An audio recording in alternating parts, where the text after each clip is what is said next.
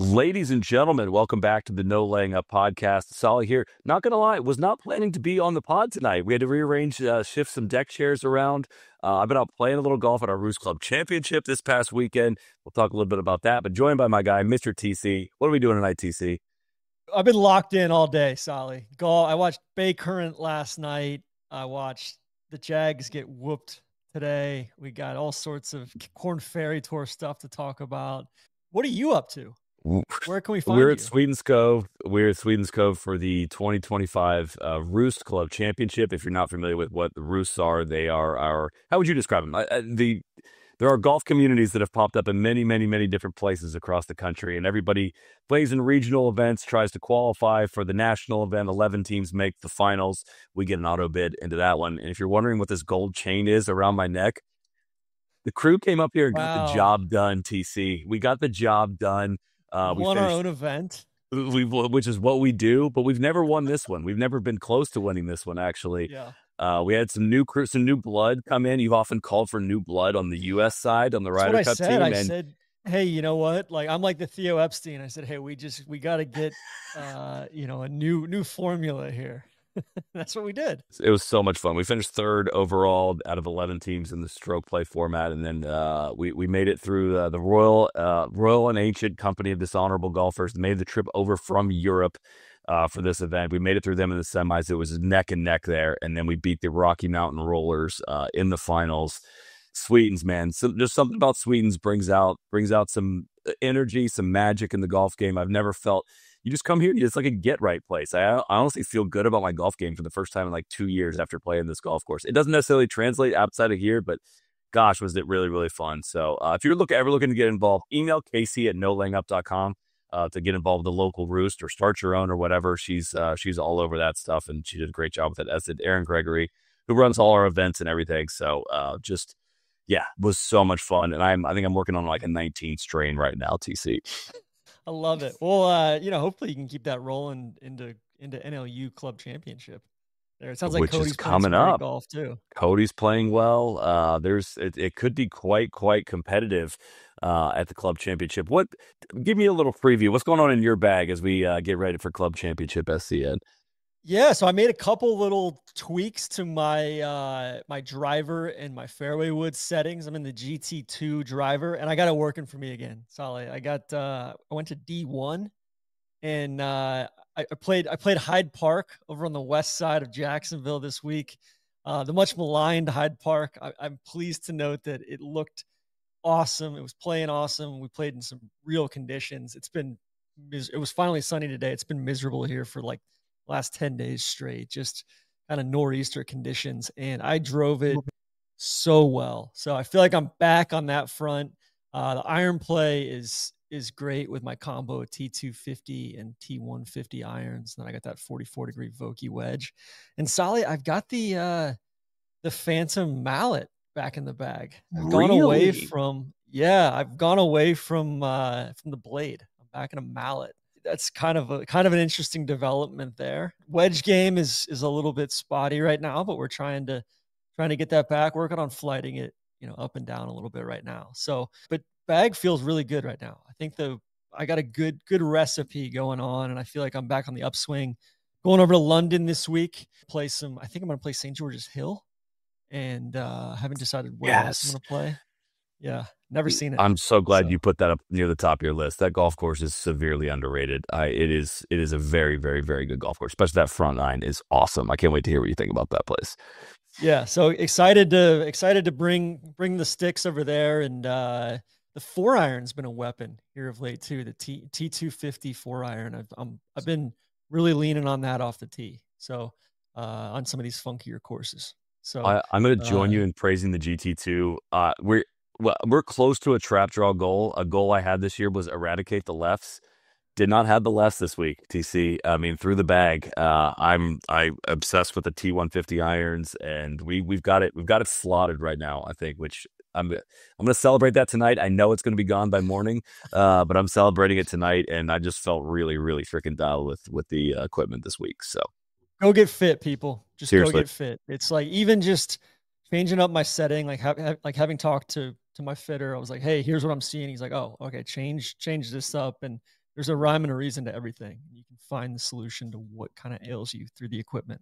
So, And don't Soly, you try want to me to do just this on take you your through own. the world of You just golf? don't. Yeah, yeah. Seriously, don't try to do that on your own. Yeah, yeah. Please tell me what happened this week, TC. I'm getting caught up. I watched the Bay Current on Wednesday night, round one. It was great TV. I wish I could have watched more of it.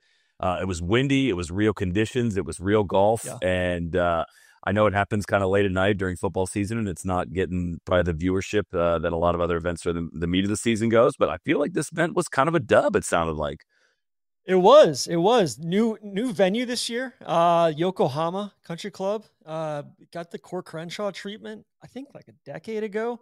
It was striking on TV, and it helped that they were playing in a tropical storm or a typhoon. But it was proper conditions all week. Xander putted his butt off, putted better than he has all week or all year. So might be some buying signs heading into 2026. He shot final round 64. Max Grazerman needed to hole out on 18 to force a playoff, and he almost did. I did see that one. That was sick. Michael Thorbjornsen continues to play well. Finished solo third. He's made 4 cuts in a row and kind of climbing up the fall series rankings. Alex Smalley's got to be kicking himself. Kind of a weird, bizarrely bad third round that should have been a lot better, and he should have been right there at the end. Rico Hoey keeps playing well.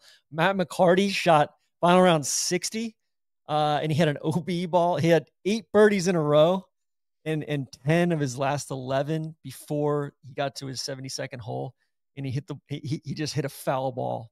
OB. He's a lefty and just hit one way left.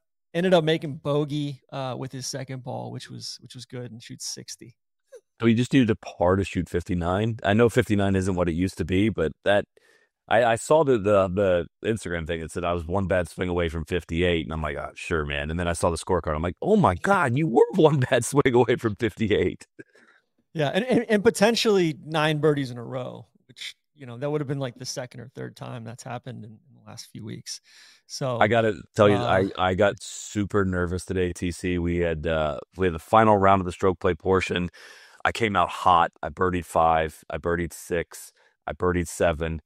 I birdied 8, and I got like nervous playing the ninth to do the TC for 5 birdies in a row. I don't think I've ever done it. I've never thought about the fact that I've never done it until you brought up that you want to do this more often. Everybody was gathered around the ninth green, seeing if I could do it. I 3-putted from like 15 feet, unfortunately, but did not get the vaunted TC. But that was maybe as close as I've ever been. I had 3 in a row this week, and it was in my head. I was putting for birdie at about a 15-footer. My friend Greg McCrae was in town, and I ended up missing the putt. But there was no chance it was going to happen because the next hole is this really tough par 3. But I think that's everything, Soly. That's the big thing that matters. We'll get to Korn Ferry Tour stuff in a bit. I got Bacon and Nitties. I hopped on with them for about 45 minutes, and right after they hopped off the call from French Lick, and not a lot of drama going on, but we just kind of tied a bow on the Korn Ferry Tour season and looked ahead at guys to keep an eye on for next year, as far as guys making their debut on the PGA Tour, guys coming back to the PGA Tour. A lot of Adrian Dumont, Deschessart talk, Johnny Kiefer, a few other characters coming back. So all good there. On the DP World Tour, Soly, they had it was kind of a weird week. It was the Spanish Open. Marco Penge won. He continues his stellar play and went to a playoff. He won first playoff hole over Dan Brown. Brown had some physio stuff going on. He had some neck issues late in the round, and then ends up birdieing 18 to get into a playoff. Funny little 18th hole. It was like 325 yards, and then Penge, ended up birdieing it in the playoff, and he gets into the Masters now with that National Open, baby. Open Championship as well, I believe. But I mean, it is he's had a remarkable kind of second half of the year. I think could have had a spot on the European Ryder Cup team, and it would have probably made sense for the Beth Page that we were probably Maybe expecting to see. It's the Palmer's Paradise. Have. Yeah, potentially, but they obviously didn't need him. But he is a dude to watch, man. He's a serious threat, and kind of speaks to a little bit of the depth on the European side. We're a long ways away from next Ryder Cup. We're not going to do this every single week, I promise, but definitely a name to keep an eye on. Yeah. We need to get them on the team. Bottom line. They're going to India this week. They're not going to DLF. They're going to another course out there. Dr. Moonjal is getting everybody together for kind of a cash grab over there. I think Rory's going over, Luke Donald, Shane Lowry. Pretty stacked field. And then they go on to Korea, and then they wrap up in Abu Dhabi in the DP World Championship in Dubai. Rahm, P, McKibben, Hooge, Big Tex, they all played this week. I think there should be a ruling coming down here in the next month or so on Big Tex's fines for from the DP World Tour, and I think they're it's like $2 or $3 million worth of fines. And it's just, I just saw that Rahm is not teeing it up again until Live Riyadh in February. He's not playing any more events for the remainder of this year. It's his first winless year he's had as a pro. I mean, he still had a really solid season on the he's done. I mean, yeah, he's got 3 young kids at home. I can relate. Shut it down for a little while, not playing as much golf, and take care of things on the home front. But yeah, it is a little. It's good. It's good for all of us to have a little bit of a break from the very top level of professional golf. But a little weird to see him shut it down for that long. We don't see that a lot from a lot of top players in the world. Which, I mean, I imagine a guy like Rory's pretty jealous. I think Rory's going to India this week. He's going to Australia in about 6 weeks. A lot of travel upcoming. So maybe that'll be fun travel for him. He signed up for it.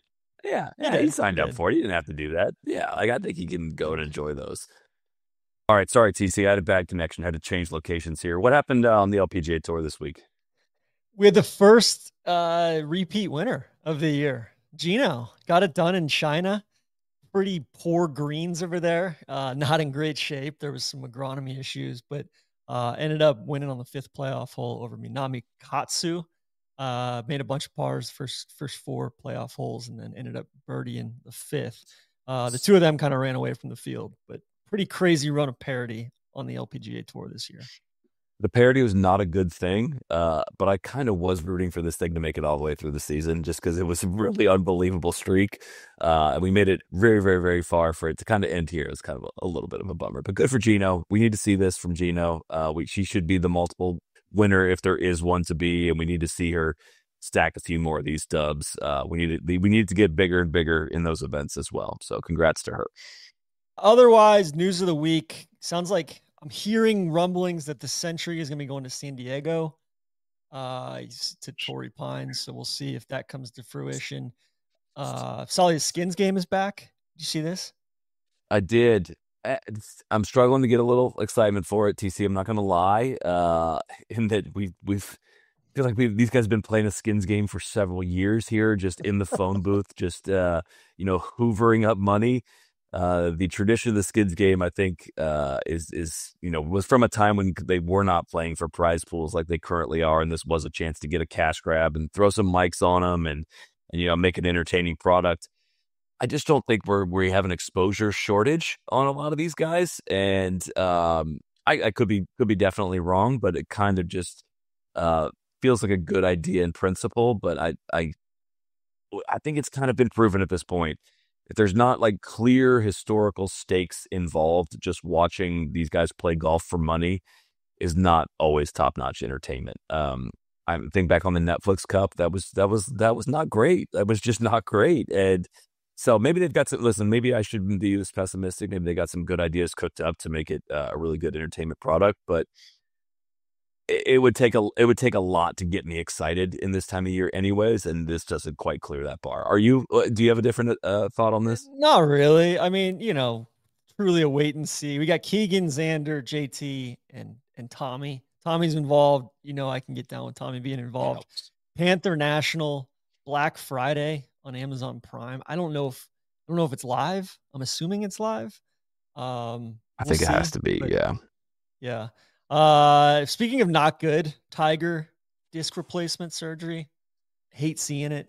I'm worried. I mean, our farm system's not that good to start with, but Jupe Links we could be in some trouble heading into this year. I mean, it was not looking that great for us to start, but to not have our king, it's a really, really tough break for those of us that have kind of ridden this out as diehard Jupe Links fans. It's hard, you know how it is to have your kind of season end in October in the TGL era. It's tough. It's really tough. You want to at least make it into February feeling like your team has a chance. But on a serious note, it's like, do we ever see Tiger play competitive, like major I don't championship know. golf again?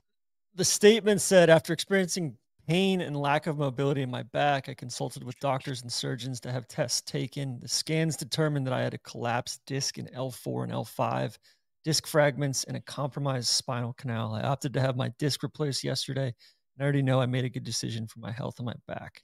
T-Dub. And yeah, he had surgery on Friday.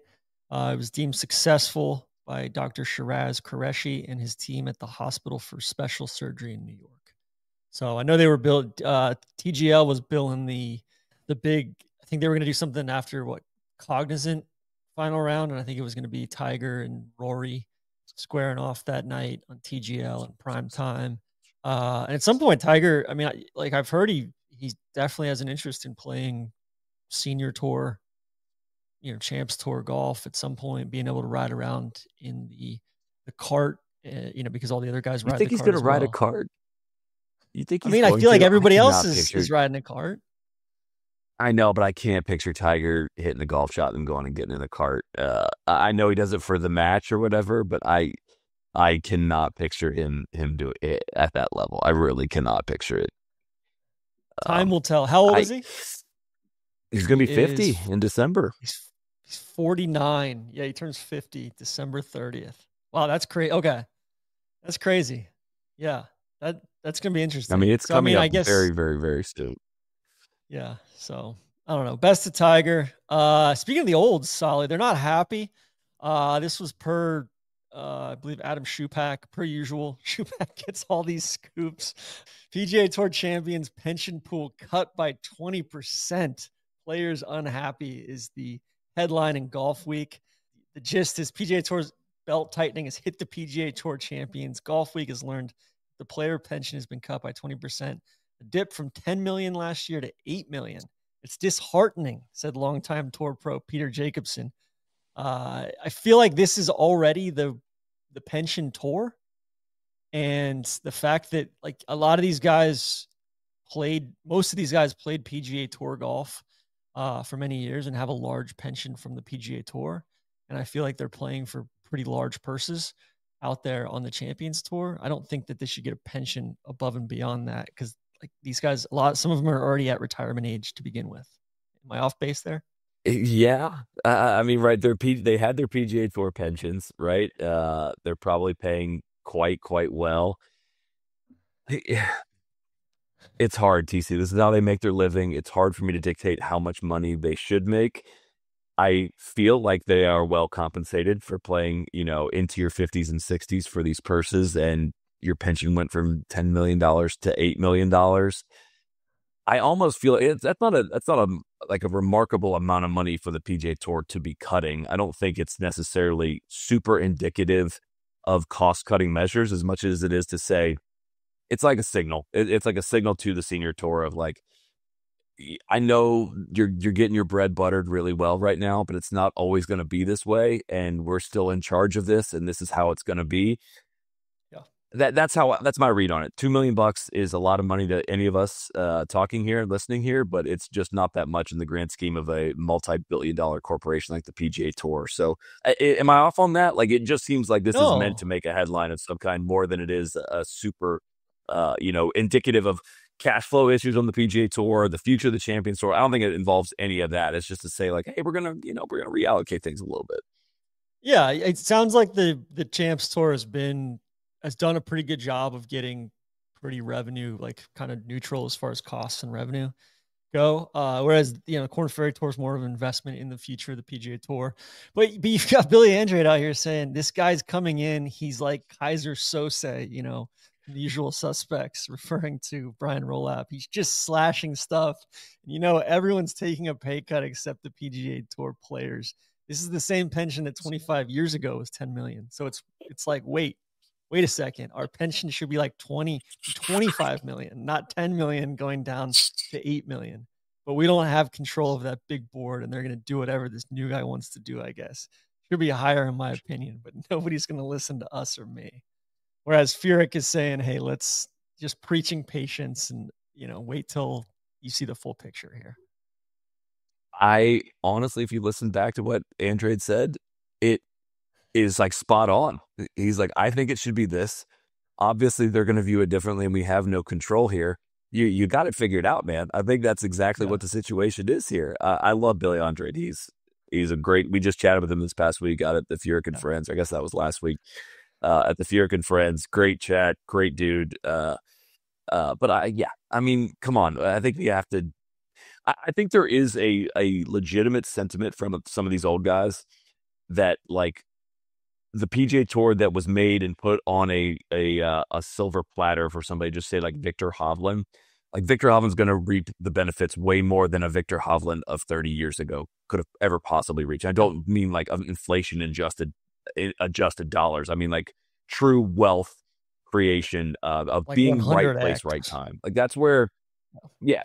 I mean, an entirely different situation arose with Liv of needing to secure the talent on the PGA Tour, and they've done that. And these guys that they've secured are going to be very, very, very wealthy if they're not already. And the Billy Andrades and whoever, even the 10th best player of the 90s, is not going to reap the same benefits. And that's just kind of that's the way it is. I don't think these guys had anything to bitch about prior to the money on the PGA Tour going up.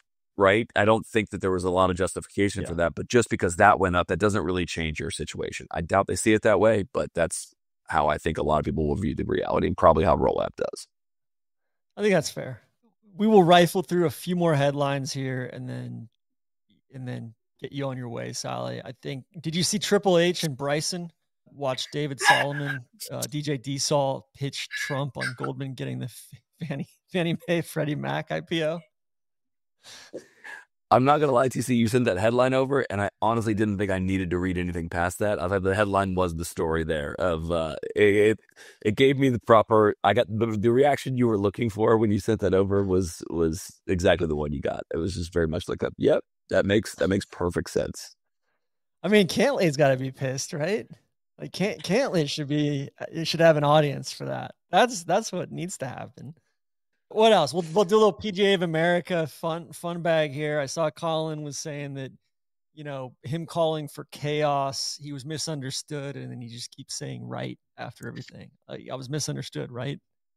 Well, it does seem like, I think it was if I may, a European media member that was asking him this question, trying to create this story. I don't think he should have to explain himself for this. I think it should go without saying that if a player's asking for chaos, they're not asking for the harassment level that happened. They want people cheering. They want the noise, all that. I would struggle to put any of this on Colin Morikawa, any of what happened out there on Colin Morikawa. Like, I don't, these people were rearing up, ready to go. And I doubt many of them were tuning in to Colin's presser. I doubt many of them were reading the newspapers for these headlines. I doubt many of them, I doubt one single person was thinking about not yelling something and then decided otherwise because they heard what Colin Morikawa said. I think is a fair block. So I'll defend Morikawa. I know we've been a little hard on Morikawa this year. I'll defend him on this one. I think that's fair. I will say I think that the U.S. team could have been stronger or more vocal on defending the Europeans, or saying, hey, there's no place for that, especially Saturday night. I agree. I think it's also just a shitty spot to have been put in by the PGA of America. Yeah. Like, I think they should have been focused on playing the Ryder Cup. And again, we don't have to do the whole thing all over again. But Europe wouldn't let it get, they wouldn't let it get to that level, to the point where I think it was a distraction for the U.S. players at a certain point. And like Europe and the way they're organized, I don't mean even in the team room, I mean just the way the DP World Tour is organized, would never have let that happen. They just would not have.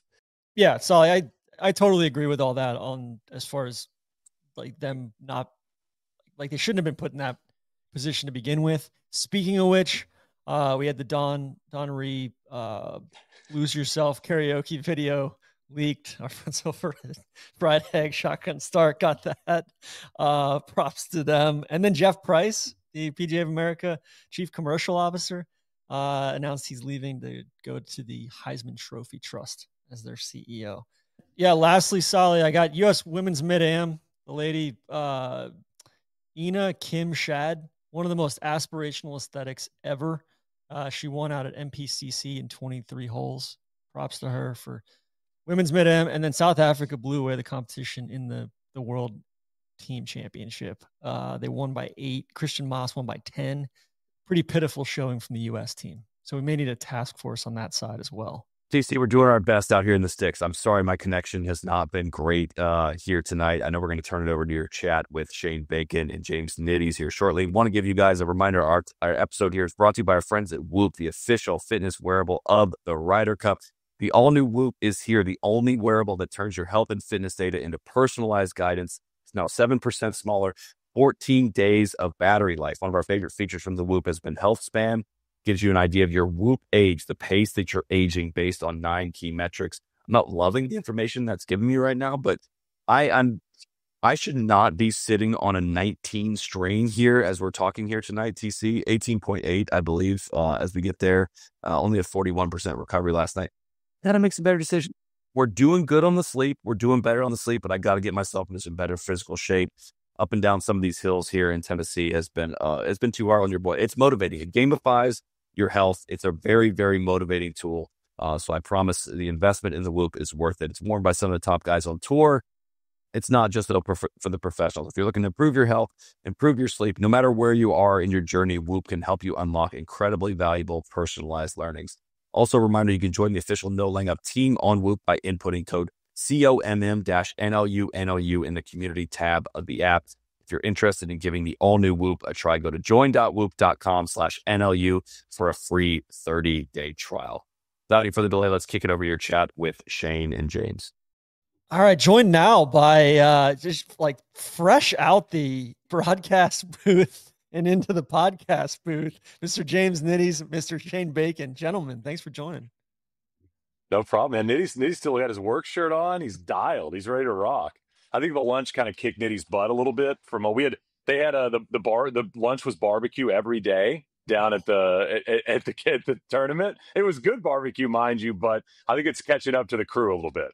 Yeah, you could tell it was a high-intensity broadcast, not just for the reason of the golf. It was some other issues going on in my stomach area. But, no, sorry. Yeah, I didn't have time to change bacon. Looks like you drove by a thrift store on the way, but it's good. Well done. Ready to go. Gentlemen, how was French Lick? I mean, I've never been before. Golf course looked provocative. We didn't get a whole lot of drama down the stretch today, but Bacon, I'll throw it to you. What was your lasting impression of the week and second year in a row for French Lick? Yeah. Second time.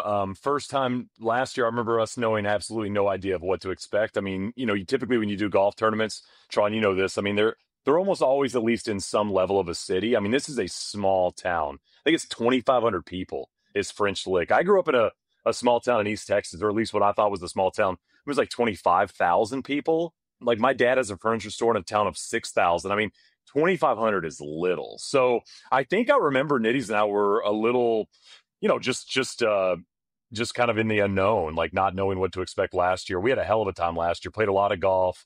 The times were a little bit different. So we got to go play the 9-hole course in the evenings when we got off air. With the times being what they were this time, it was a little bit more go to the casino on the back end. But the hotel rocks. The golf course is perfect for this. It's got a casino here. We could bet sports, which we typically do a lot. And I don't know, Nitties. I mean, the restaurant across the way is great. I think we enjoy it. I think it's probably our favorite event of the year. Is that fair to say? Yeah, especially being able to be on site. As far as a broadcast works, the sound's better. There's no delay. You get to hang out with the entire crew. You get to see the players like in the casino. Maybe a couple of them having a couple of beers. They open up to you a little bit more than they would otherwise. And we hear from the players. I don't think they're huge fans of the actual course. It's in perfect condition and it's a beatdown on top of a long season, but they love the venue. A couple of the guys were saying how it feels like you're in a different country because everyone's on site, like the Bahamas events. It's a small, sleepy city, but there's a lot to do. And I think we love it. And as far as being on the other side of the camera and not having to play this golf course. It's good drama. You know, they played it the shortest they did all week. They said they were going to play it at 7,800 yards. Me and Bacon were talking. We wanted it to play 8,100 yards, which they can. They'll never do it, of course. There'd be anarchy amongst the players. But they played it at about 7,300 today. So it was there to be had. The weather was perfect. You know, 50 in the morning, 70 in the middle of the day. So, yeah, we think it's a great event. We love coming back here. And hopefully apparently still got 4 years left on the schedule. So yeah, definitely always keen to come back here. Yeah, I was tuning in actually Thursday, and I was just stopped me in my tracks, just seeing some of the drone shots. I mean, just great light all week, and it seemed like setup wise, it got better this year. Just from kind of mowing some of that long grass back a little bit more, encouraging a little bit more risk reward. But provocative 18th hole, I'll say that. I was telling Nitties, I don't know if it's like the best closing hole in golf or the worst. I can't figure out which one it is, but it's such a wild par 5. Because, I mean, like we were talking to Westmoreland this morning, like when we were eating lunch, and he just finished. And, I mean, they had the tee all the way back. What was it, Nitties? 663? And so, I mean, it's pushed all the way back, which they weren't playing, the first couple days. And, we're like, can you get there in 2? Just trying to get a little intel for the guys that we had. And he goes, he's one of the longest dudes on the Korn Ferry Tour. He goes, I smoked a drive, smoked 3-wood to about 15 feet. But at the moment you get out of position, I mean, we saw Marty Doe whiff a shot yesterday in the rough there at 18. You're seeing guys lay up left in that rough, like the huge kind of, what would you call that, a swell, Nitties, left of the fairway there at 18? Yeah, big cliff drop there. That's the unfortunate part about the courses. There's a couple portions of tee shots where guys are just trying to hit it in the rough because it's the bigger miss. Mm-hmm. And the tour set it up where the rough was only 2 inches, so there wasn't really any bad lies in the rough. And so it's an interesting course in that kind of game plan retrospect where these guys, we played lift clean in place every day. We were all wondering why, but there's collection areas. We all knew this coming before the event got here that, a lot of drives end up in similar positions on the fairway. You probably could have played it up today. I think we could have, but with everything on the line, I suppose you don't want luck being a factor coming down to a tour card in a big divot, especially multiple guys getting into divots. So the greens were perfect. The weather, when I say the weather was perfect, it didn't get windy. The course didn't firm up too much. And there's small greens out here. Once again, if you played this thing at 8,100 yards to these green surfaces, it's virtually impossible. Even if you're hitting fairways, you never feel like you're hitting straight up a green. It's always across on an angle.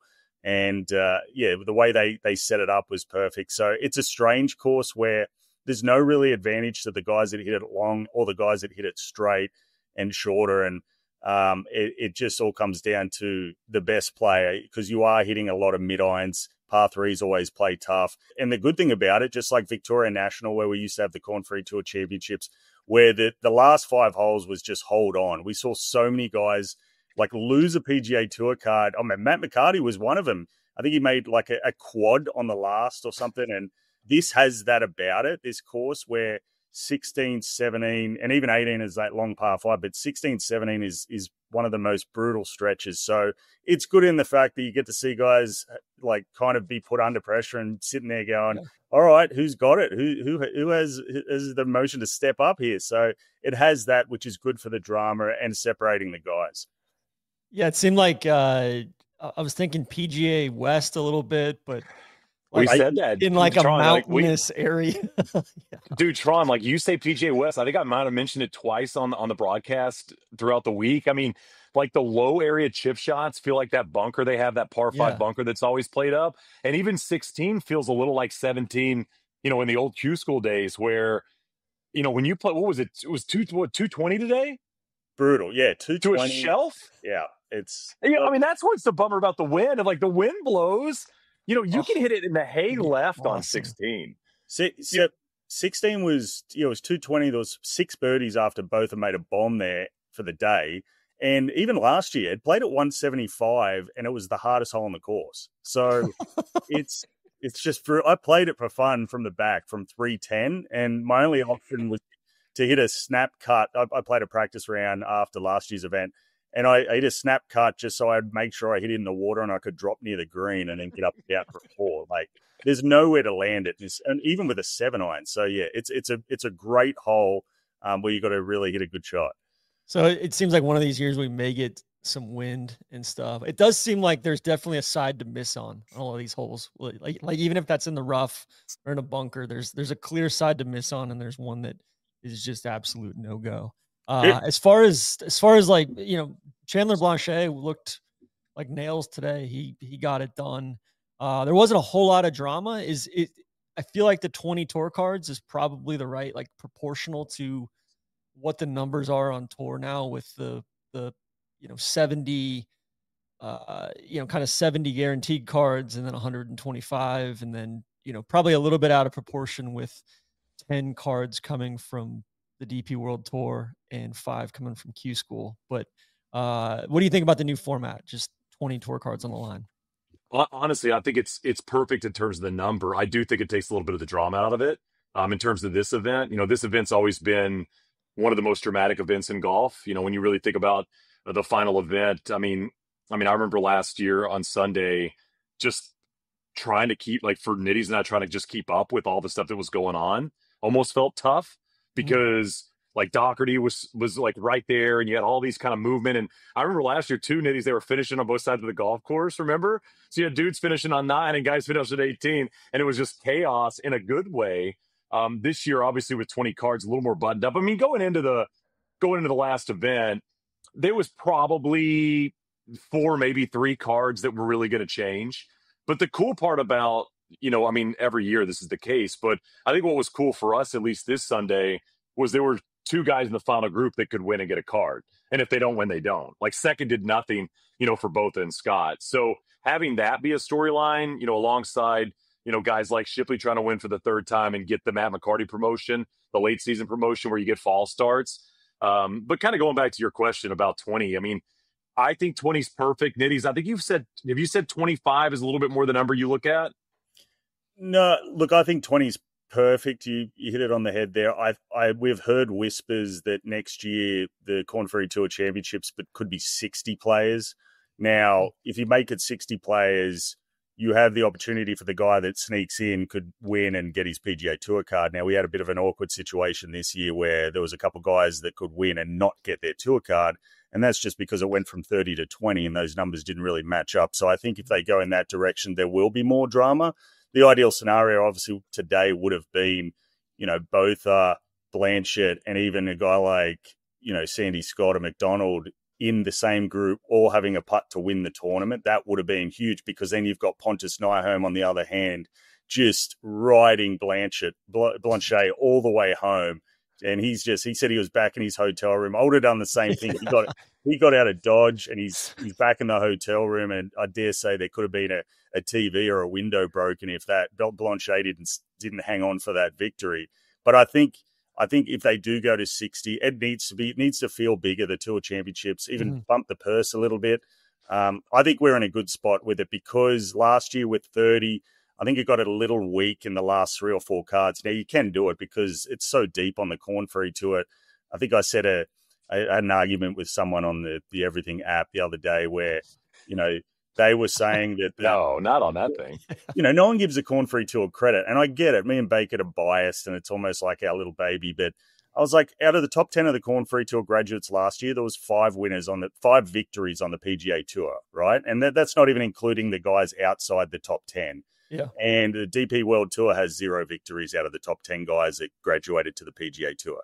So it's, I get it. We could go into the numbers, and Soly would probably prove me wrong on a lot of that stuff because I'm not as well read as he is. But Soly hates the DP World Tour, so yeah, true. So we're good. We're good. You're good. But for me, it's like, Korn Ferry Tour doesn't get the credit. Everyone almost just looks at some of the events we broadcast where these courses are so easy, and they just throw that to the wind of like, it's all easy. Anyone could play out there.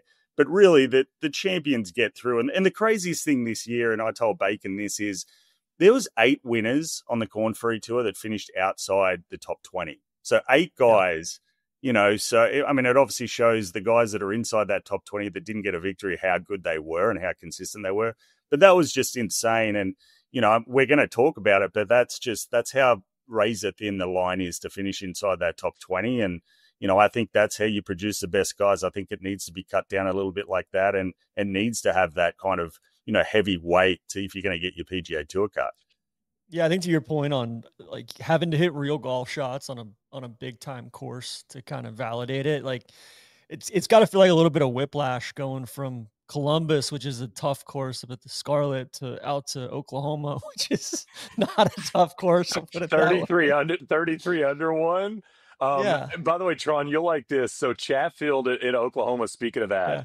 I mean, a new golf course, like, you don't know what you're going to get right out of it. Yeah. But Chatfield shot 59 in the opening round, okay?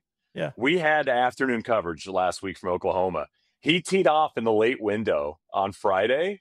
He teed off on 10. He was 8 back. He shot 59 in the opening round. He was 8 back. He finished what, like T22 or something? He shot, but he ADDC shoots 61. This dude's like 59, like 8 back.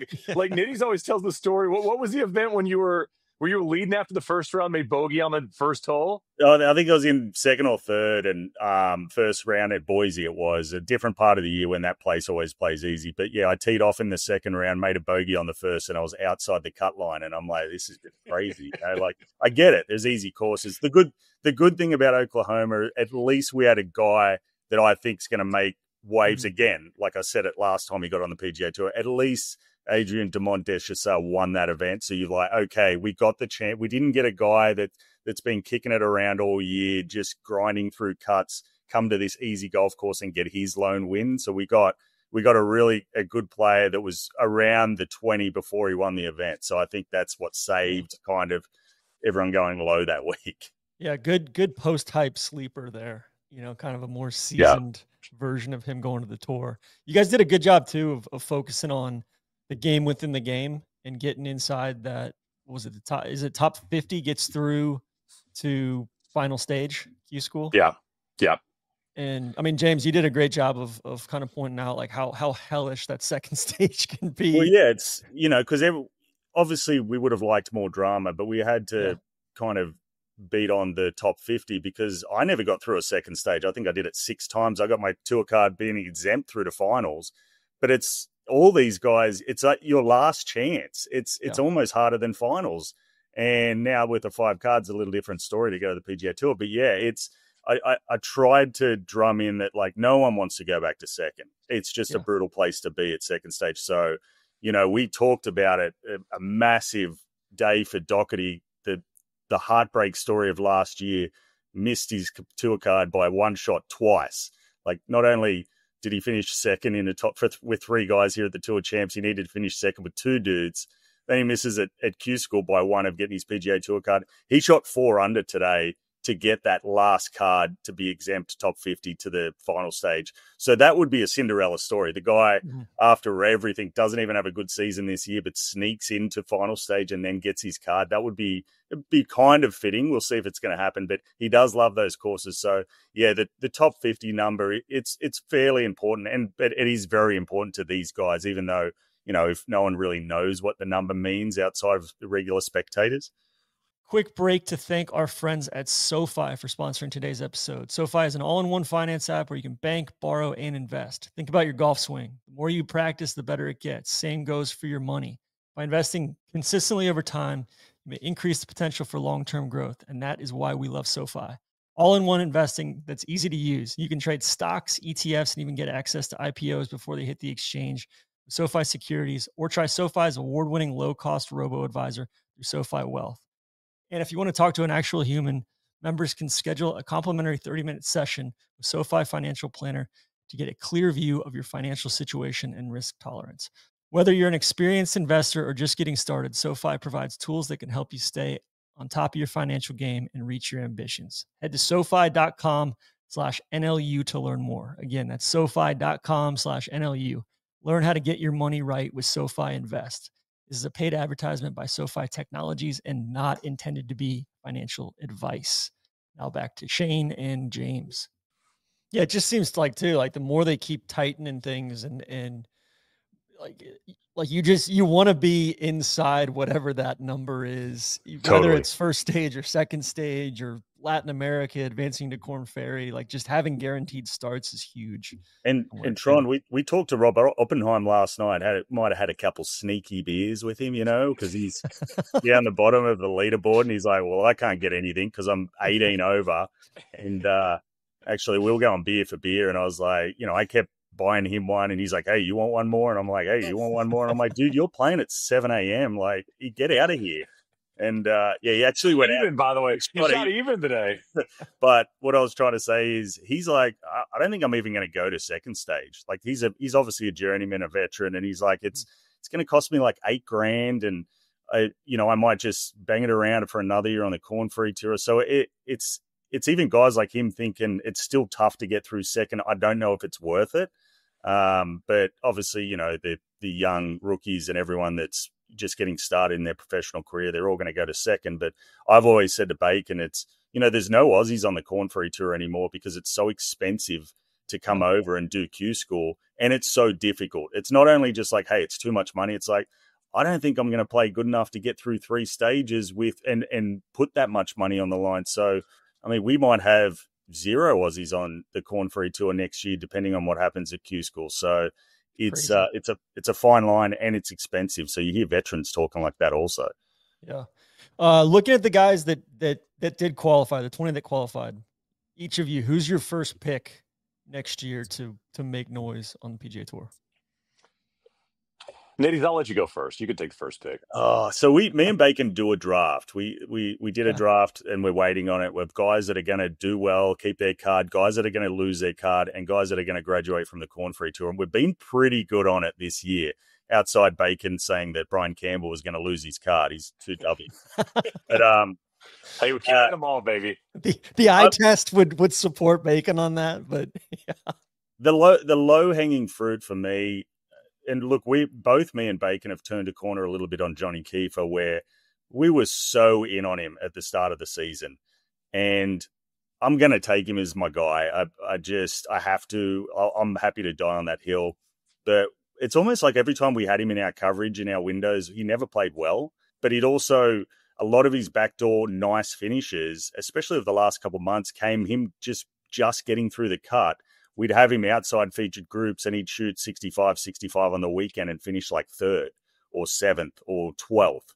So after he got that victory at NV5 Invitational, which was a little bit ago, I said to Bacon, I was like, all right, it's a couple of weeks before he's on the PGA Tour. Like, he was going to get that 3rd victory.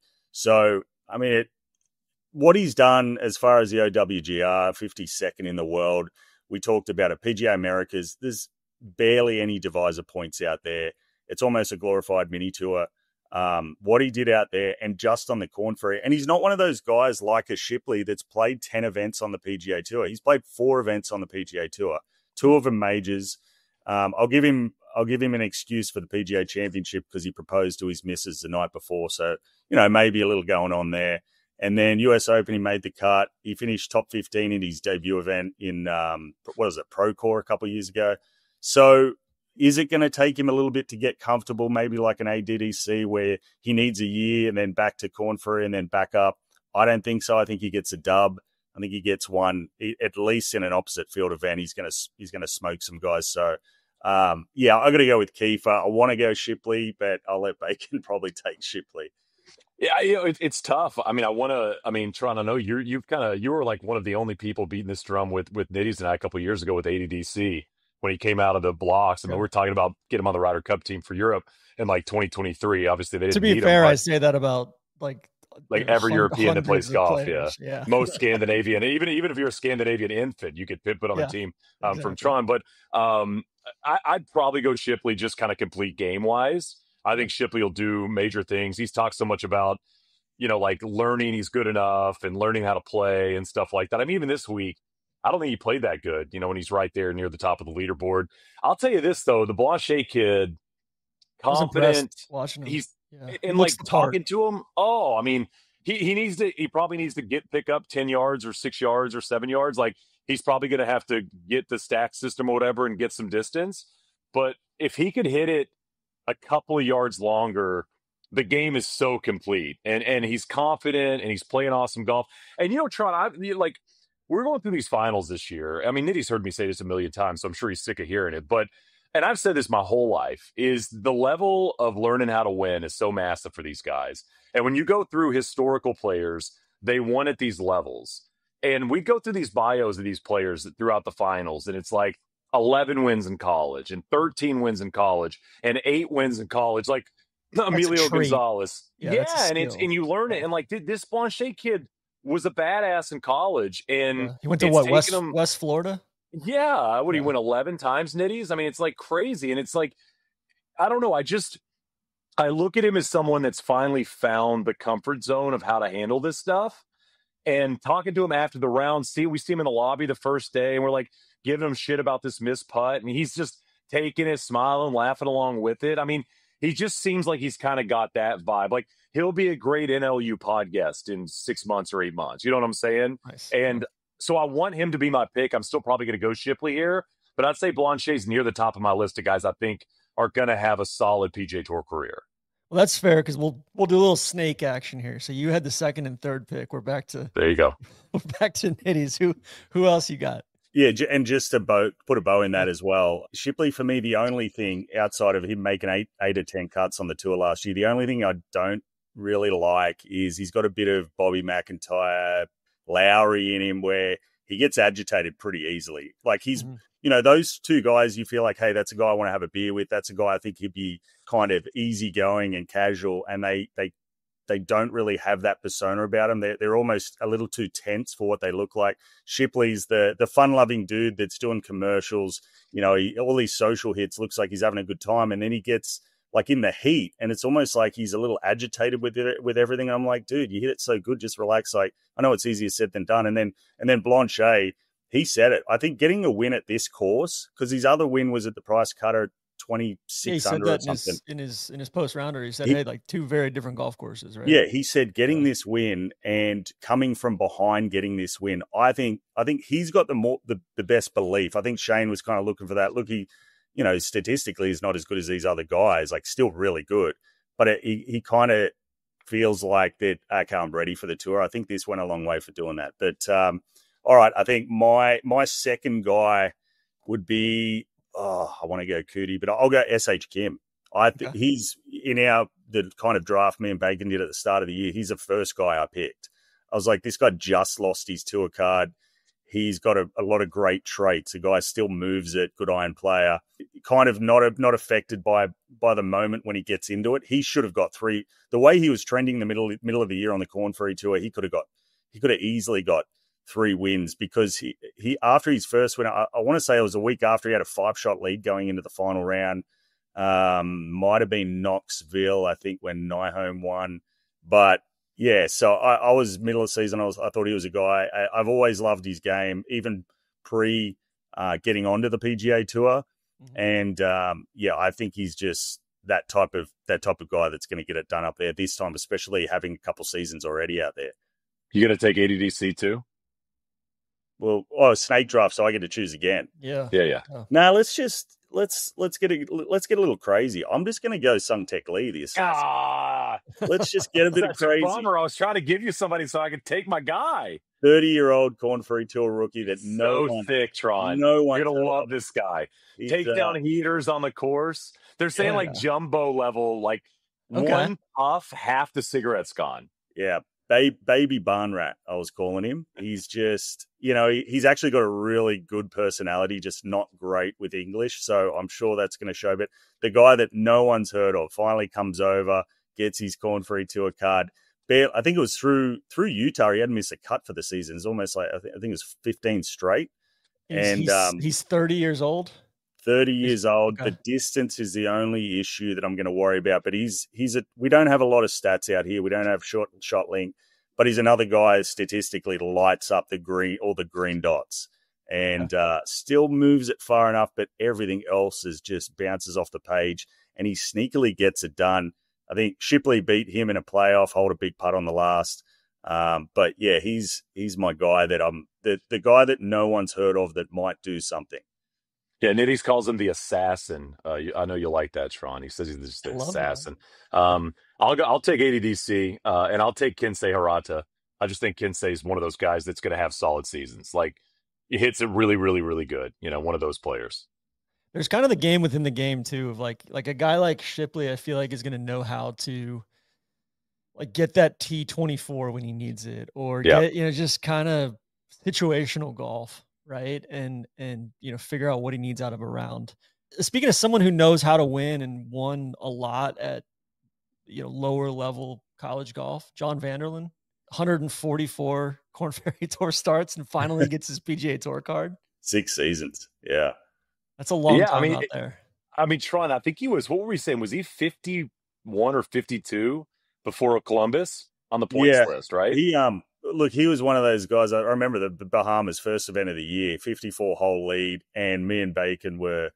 I know, actually, I worked that event with Jake, so I was sitting there going, he can't lose from here. The way he hit it, it was almost like what he did when he finally got his victory at the Scarlet course. The way he hit it, I was like, no chance he loses from here. Like when he gets in the groove, he hits it long, starts hitting fairways, putts great, hits that beautiful draw. He's a guy that reminds me a little bit of Kenny Perry with his action. Then, Hank Lebioda comes from 5 back, wins that event, and it kind of crushed him. He missed some cuts, fell out, dropped to 51, as Bacon said.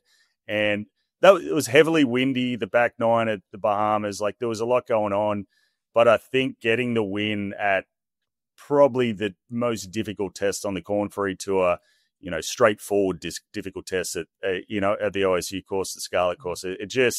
I think that did a lot for him. And he almost, it was funny because in a post-round interview, he was like, I'm sick of the Korn Ferry Tour in the nicest way possible. He's like, I got to get my butt off here. I'm over it. So yeah, a little bit of a belief with him. He's still a wild card because we haven't seen a lot of him on the PGA Tour. It's so easy to have those guys like Shipley that have been through a bit of adversity and, made a cut on the number on the PGA Tour and made a bunch of cuts, finish in the top 10. So yeah, he's an interesting guy. So yeah, you pick a next, Tron. What's going on? Well, no, I was just kind of shouting him out because he kind of reminds me of somebody like a Justin Lauer or somebody who it takes him a while to get there. Yeah. And then, I know he played well down at, I think he went to Florida Southern and, like good lower level collegiate program and just kind of dominated, slow simmer. And just continual improvement, incremental improvement, and finally makes it, Yeah, Tron, it's interesting. I mean, this happens every year on the Korn Ferry Tour, but I mean, there's, now that there's 20, because it's like a shrunk list, right? I mean, you think about Blanchet, who obviously, ends the year with a win, so we're so high on him right now. I think when you think about the bucket of guys that have kind of slowly progressed up their career, it's like Blanchet's on that list. Boshu's a player, I think, of that caliber, where a lot of the guys that played college golf with him and beyond kind of were waiting for him to get the full card and to go out there and start to play the level he's playing. He had a couple shots when he won that were like so sick. I mean, picking drivers off the deck over trees and stuff. You're like, what the hell's this guy looking at? And he hit it like 20 feet. It was so sick. I mean, Nitties, is Trace Crow another name that you think kind of falls in that bucket? I think so. I mean, we kind of glossed over Pearson Coody as well. I mean, he's a guy I said to Bacon, I was like, he's not going to be on the Korn Ferry Tour for long this year. Awesome season. I think he's kind of got that chip on his shoulder where he'll get back to the experience he's already had on the PGA Tour. And a lot of these guys that we're mentioning, like the Coodys, the SH Kims, these are guys that lost their card by like a couple spots. Mm-hmm. It's not that they finished 220 in the FedEx Cup fall and dropped down and got their Korn Ferry Tour card because it's a great course fit. But it's always difficult to choose these guys that are going to go off. Like I thought Fisk was really good from last year's group and finally he gets a win, but it's like, look, he was in the middle and he was in no man's land for the first part of the season. And it's like, okay, there's a bunch of these guys that, you've got the standouts, all the guys that we mentioned that you probably like too, but then there's the guys like the Vanderlands that, or Boshu was like, this kid could just be that guy that keeps his card every year, and just stacks cash. I'm a bit worried about Boshu with the short game. He came before his win. I think we saw he was losing about 4.5 shots around the greens. And I was like, you cannot operate on the PGA Tour with those sort of numbers. And then when he wins, he gets up and down like every time. Yeah, he had like both his stats that week. he's got the reverse-handed going. He's clipping these purses. It's easy to become a prisoner of the moment with some of these guys because when they do get hot, they get real hot. And you're like, because we're not on the whole year. We only see these the floor guys. is lower. Yeah, we see him 12 times at some of these courses where you're not getting a lot of great feedback. And me and Bacon get so excited. We're like, because they fire up at that specific course, and you're like, all right, this guy's going to go on to win 3 times. So it's the kind of the tier base of those guys. Pontus, I think Bacon knows that he's biasly one of my favorites, but I think Pontus was one of those guys that could be in that area of Potgieter where he gets the last card, but he also could, I think his game equates better to the PGA Tour. Yeah. He's another guy that's improved every year on the Korn Ferry Tour. He just missed his card for the last pretty much 2 seasons based on entering the Korn Ferry Tour final. So he's just got a beautiful swing. It just comes down to putting with him, good iron player. So it's just all about how quickly do these guys get comfortable. ADDC took him pretty much till the fall series of his first PGA Tour season where he started playing well. And then, we found out, we didn't even know this. Obviously, no one asked him about it. He had to change his grip during his first year on the PGA Tour because he had sort of a wrist injury. So he had his window of ball flight was totally different that he had to get used to. And his misses were huge. Like he said, I wasn't used to where my misses were going. So it took him a while to adjust to that. And I was like, all right, well, I know Bacon took him, but he's another guy where I'm like, he got comfortable out there. And now that he's, starting to flush it and he's a guy that suits it to us. So yeah, there's just a lot of factors that goes into picking a guy that you think is going to play really well on the PGA Tour because they could just disappear very quickly. What's the word on Gonzalez? Good. Solid. Especially last year, he came into the Korn Ferry Tour season on a major medical, didn't play a full season, but we saw him flash in the Korn Ferry Tour finals, almost like when he got a taste of being around the lead. He was really good. I remember Simmons Bank. It came down the stretch where he was just bombing it, hitting every fairway like the back 9, knowing that he couldn't really get to the tour unless he won a couple of events because he started behind the 8 ball with limited starts. And I was really impressed with what he did when he was around the lead.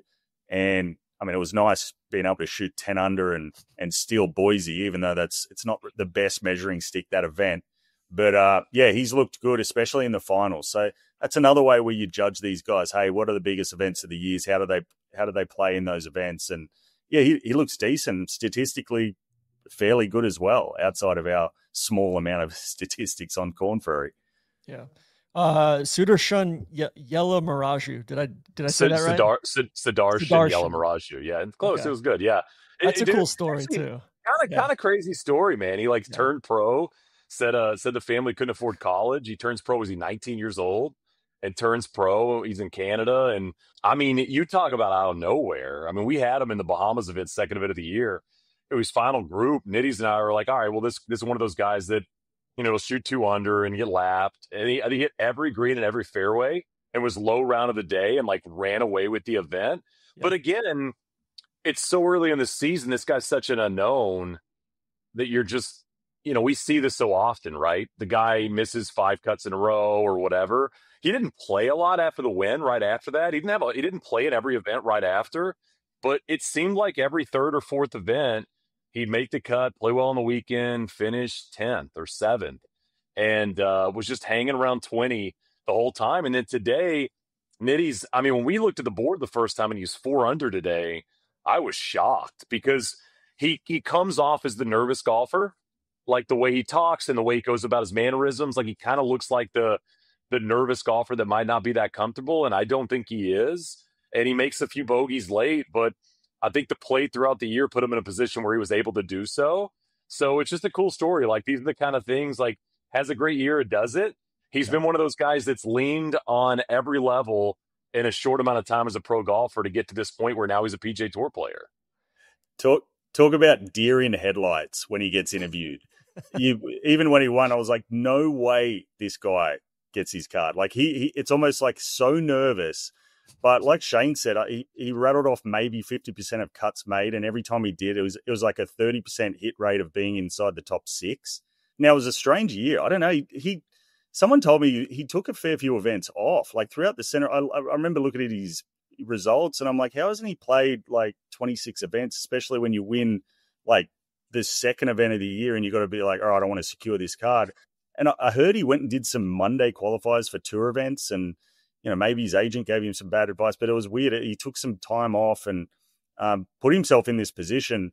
And he was a guy where coming into the final round where you're like, all right, he's probably pretty nervous and he's probably going to fall outside, because not a lot of bubble boys coming into the last event of the season stay there. Like, it rarely happens. It's such a difficult position to be in, because even at a bubble boy, with the guys that can come from so far back and get a victory, you're usually that guy that gets pushed out. And a lot of the points were hoovered this year up the top of the points list. So there was separation around 20. So you still needed to play fairly good to hold on to that position.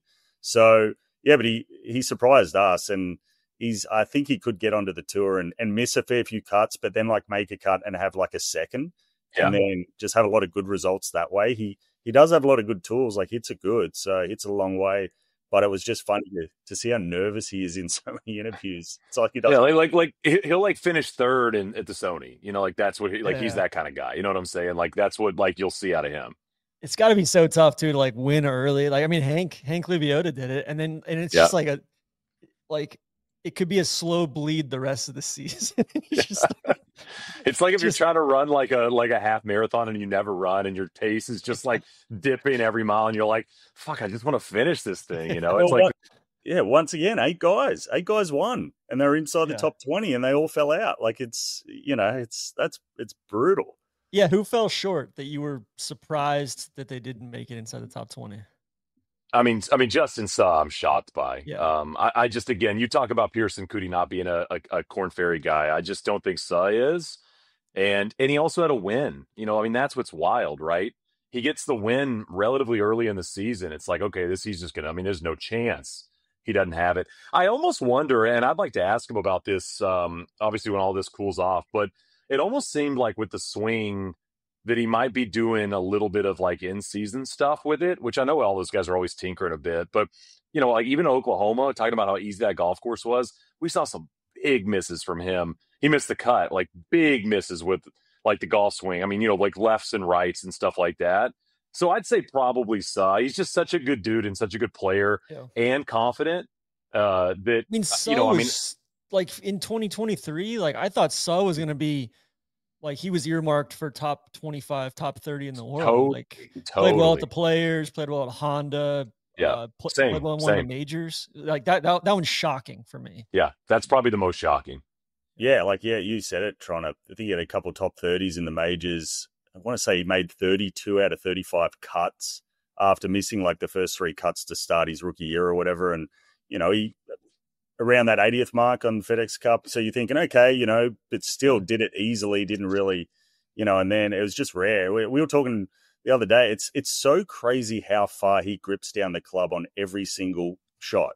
He puts AK to shame. Like, it's every single shot. I'm like, dude, he's on the steel. Like, it's so, but yeah, he definitely, I think, not being able to, he didn't have a good putting year, and that's usually his weapon alongside everything else, which I kind of levels it out. But you just, not being able to lean on that putter. And yeah, but that was the biggest surprise. I don't think any other guys really fell short. Maybe the 8 guys that, the other 7 guys that won, but there wasn't a guy in there that you didn't expect, like a Westmoreland. You're like, okay, he's always finding himself around, the cusp of getting a card. He's always around the Korn Ferry Tour Championships. And, like a couple of winners were surprise winners out of that bunch.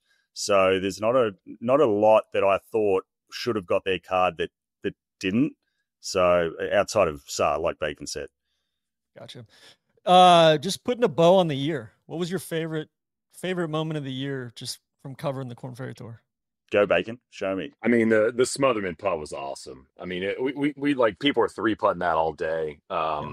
He's got a 2-putted to win. He makes like a 60-footer. I mean, getting the call, those kind of things are so fun. I mean, the Chatfield 59 was sick too, just because, again, You're talking like maybe the longest putt anybody's ever made to shoot 59 in the golf history. It's like 35 feet up the hill. Almost the ones that surprise you are the most fun moments in our profession. And so I'd say probably those two. The Smotherman was just so sick. Like he's such a cool kid too that Yeah. it was fun to see him kind of make that when guys were, you're kind of hoping he gets it down to two, and avoids the playoff. What's your prognosis for Chatfield out on the PGA Tour? Is he gonna? I mean, he's small. He's really small. Yeah. I mean, again, in a power game, we shall see. I could see him struggling next year and then maybe getting back and having some success. I hope I'm proven wrong because he's an easy kid to root for.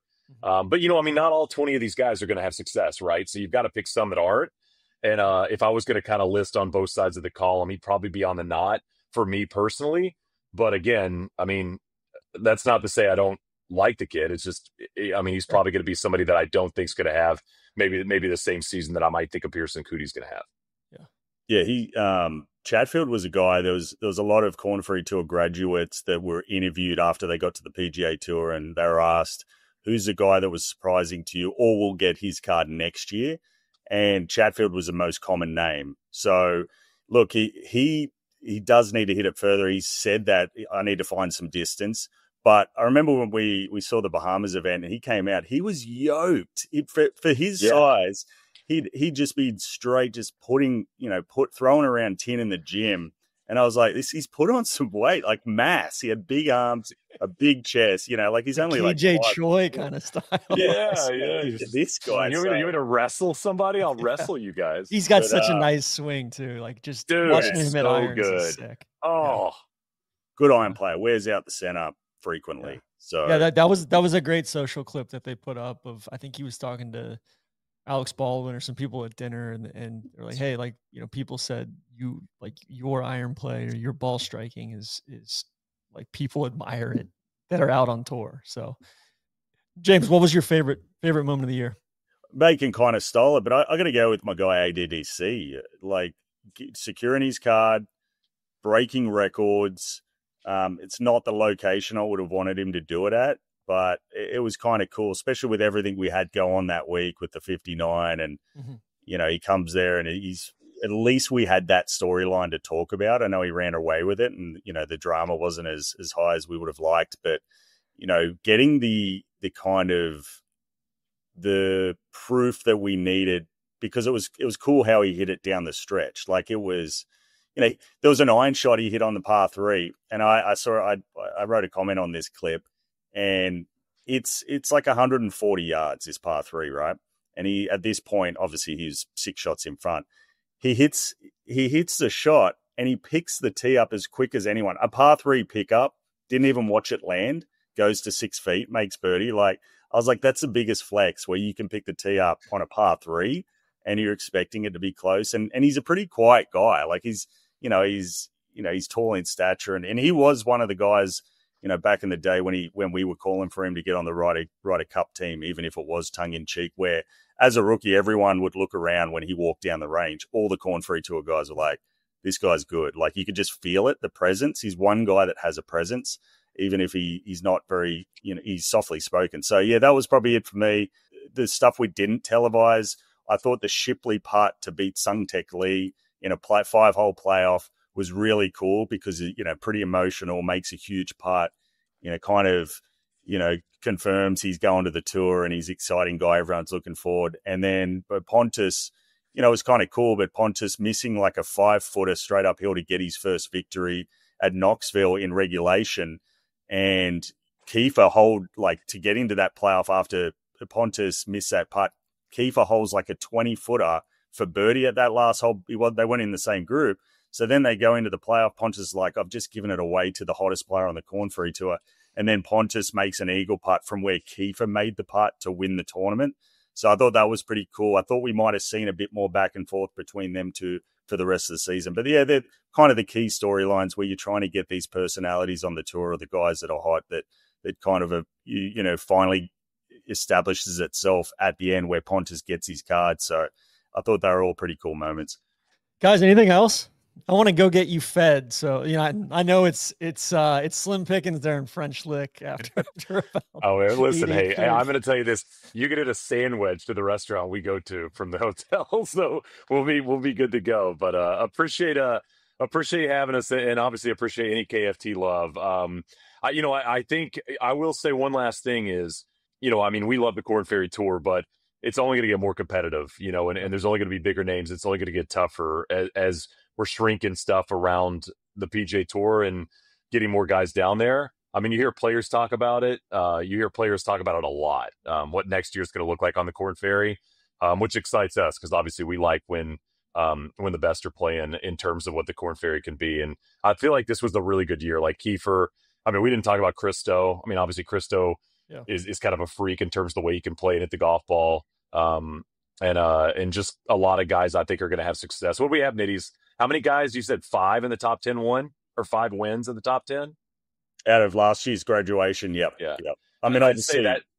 Obviously, a guy like Campbell hoovers 2 of those up. But, there was a couple outside, like obviously Pot Geter and, Gerard and who else? There's a couple good wins outside that top 10, but that was how I was comparing it to the top. Top 10 on. I think we'll pass that number this next year. I think on tour. Okay. I think we'll hit 5 or more from these guys. Yeah, I like Nice. it. Yeah, it's good. And thanks for having us on, Tron. It's we can always rattle on about Korn Ferry Tour, and then Bacon hit it on the head. It's going to be a really exciting tour next year with the amount of like PGA Tour guys that are going to have to come down with the least more, the shaving of the getting it to top 100 on the PGA Tour to keep your card. So it's not a place where those guys want to be. You hear a lot of like tour guys that have gotten out of the Korn Ferry Tour and they're like, do not want to go back. And you hear a lot of guys that are on the Korn Ferry Tour and being like, it's so hard to get out because the waves of PGA Tour University, all the young kids that are hungry.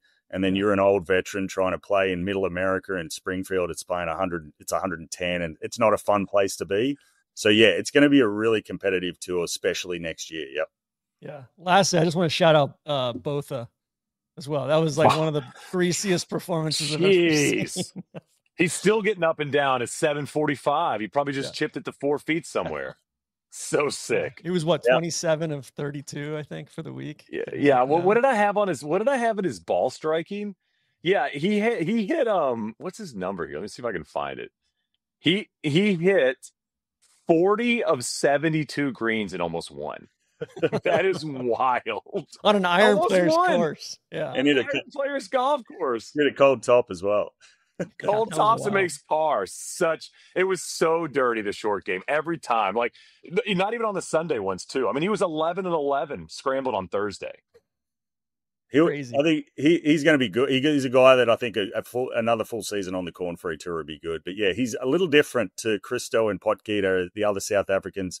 He's got hands and still hits it pretty long. Those boys, Christo's not as bad as Pot Geter, but Pot Geter's looking for hands around the greens and. But they all the South Africans, we were talking about it today, everyone hits it long. I don't know what it is over there. Yeah. Well, and then that South African amateur, Christian Moss, he won the World Amateur Team Championship by 10. Crazy. And he's playing good. Yeah, he's killing it too. He's right up there at PGA Tour University in the top 2 as well, or top 3, yeah. Crazy. So, perfect, guys.